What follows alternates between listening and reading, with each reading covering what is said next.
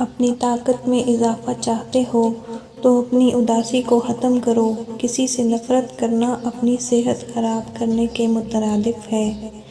مت بھولو کہ یہ دنیا تمہارا امتحان ہے، کبھی تمہارے ساتھ ہوگی اور کبھی تمہارے خلاف۔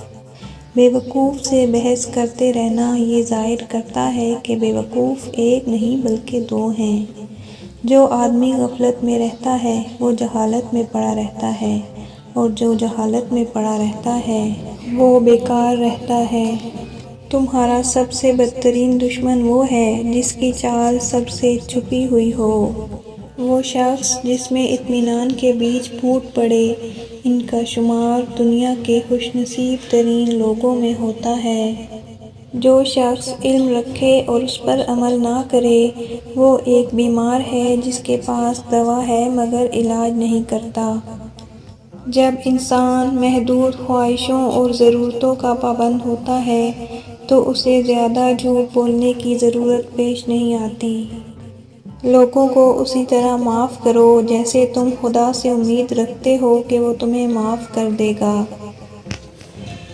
کبھی کبھی آپ کو گرانے والا نہیں جانتا کہ وہ آپ کی وجہ سے کھڑا ہے۔ دل کی بات ہمیشہ بتا دینی چاہیے، کیونکہ بتا دینے سے فیصلے ہوا کرتے ہیں اور نہ بتانے سے فاصلے۔ مایوسی ایک دھوپ ہے جو سخت سے سخت جسم کو جلا کر راکھ کر دیتی ہے۔ ہم کیوں پریشان ہیں اس کی دو ہی وجہ ہیں، ایک ہمیں قسمت سے زیادہ چاہیے اور دوسرا وقت سے پہلے۔ دوسروں کے کپڑوں کو سونگھنا کوئی بڑی بات نہیں، مزہ تب ہے جب آپ کے کردار کی خوشبو آئے۔ اگر طاقت چاہتے ہو تو علم حاصل کرو، اور اگر عزت چاہتے ہو تو کردار کو اچھا بناؤ۔ کبھی ہم کسی کی اور کبھی نہ کبھی کوئی ہماری جگہ لے لیتا ہے، اور یہی زندگی کی حقیقت ہے۔ غلط کام کرنے سے تکلیف میں رہنا بہتر ہے، اور اعتماد نہ کرنے سے کبھی کبھی دھوکا کھا جانا زیادہ خوشی دیتا ہے۔ ایسے شخص سے ہمیشہ دور رہو جو تمہارے ایسے اوصاف بیان کرے جو تم میں نہیں ہیں۔